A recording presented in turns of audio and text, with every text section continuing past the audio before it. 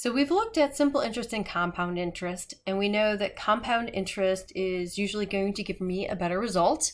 We've also discovered that the frequency of compounding impacts the return.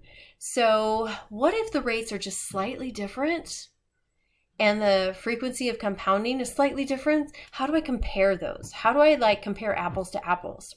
Well, it turns out we're going to use something called effective yield. So we're going to level the playing field and calculate what would the simple interest rate be to achieve the same result as that compound interest rate. That way, everything is looking at it as if it were simple interest. Then we're comparing apples to apples. All right, let me show you what I mean. What is the effective yield of 4% interest compounded quarterly? Well, the first thing I have to figure out is, what's that going to get me at the end of a year? So I want to find the future value with compound interest. I'm going to make up a number and start with $100 because that's easy. So my future value would be 100 times the quantity, 1 plus 0.04 divided by 4 because it's quarterly, raised to the 1 times 4 because I'm just going to do it for a year. That's going to give me $104.06 at the end of that year. Now, I want to see what would the interest rate have to be if it was only simple interest. It wasn't compounded quarterly. It was just calculated at the very beginning. What would the interest rate have to be? So I'm going to say my simple interest formula says P sub n, future amount, is equal to P sub 0, the initial investment, times the quantity of 1 plus R times T. Very simple. So let's plug in what we know. We know the future amount is that $104.06. We know the initial investment was 100. We know the time is 1 year. The only thing we don't know is the R. So what I would do if I was solving this little equation, I would go ahead and distribute my 100, and then I would subtract the 100. And then I would say, I think I need to divide by 100, and that would give me an R of 0.0406. That's the decimal form of the percent, so move it back 2 places and come up with 4.06%. That makes sense, all right? Because remember, compounding gives me a little bit more money, so I'd have to have a slightly higher simple interest rate to achieve the same result. Okay, so I would not expect you to go through these 2 steps every single time you're going to find the effective yield, so let's generalize it. What we're trying to calculate is, how do I achieve the same results using annual simple interest versus the compound interest? So I just set the 2 formulas equal to each other. The simple interest formula for future amount equal to the compound interest formula for the future amount.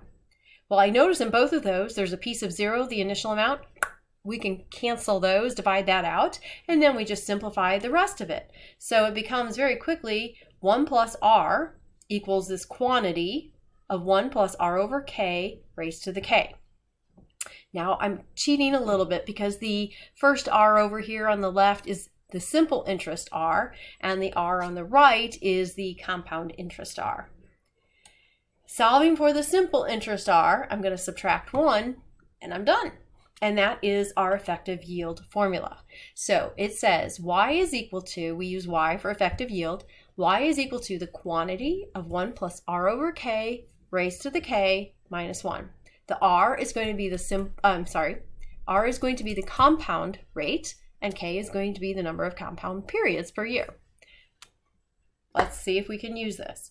So I looked this up not too long ago on my credit union. They offered 2 different CDs with very terrible interest rates, but it is what it is right now.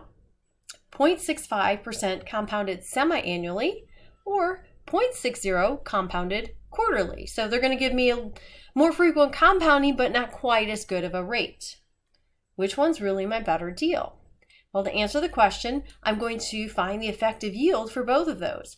So plugging in, according to the formula, my R, the rate, and the K, the compounding periods, I put Y equals 1 plus 0.0065 divided by 2 semi-annually raised to the 2 minus 1. Remember, with the percents, move it 2 places every single time when you turn it to a decimal. That gives me a decimal answer, which I'm going to turn back into a percent by moving the decimal backwards, and I get 0.6511%. Again, that makes sense to me because the effective yield should be slightly higher than the compound rate, always, right?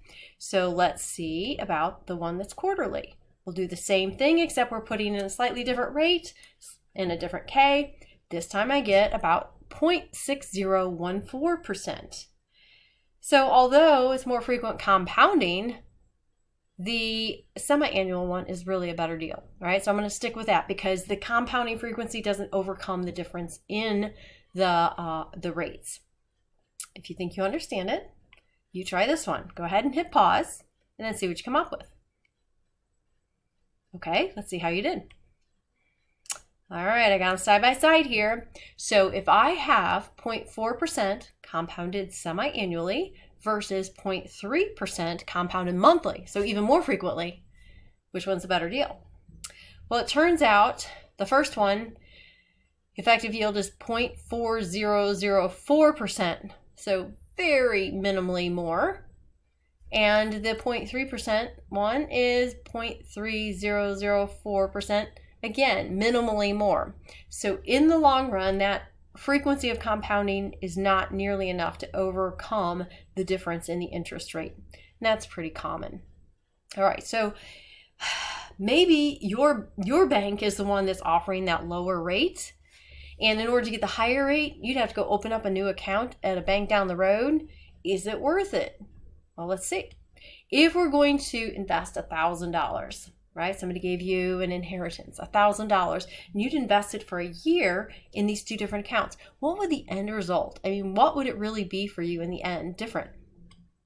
Well, it turns out a whole whopping dollar. All I did is I plugged in that $1,000 into our compound interest formula using the semi-annually 0.4% or monthly 0.3%, and it's $1,004 versus $1,003. It's not worth it to me to go down the road and open up something new for that extra dollar. So be a wise investor. The higher rate may be great. It may not really be that much different. So learn about effective yield.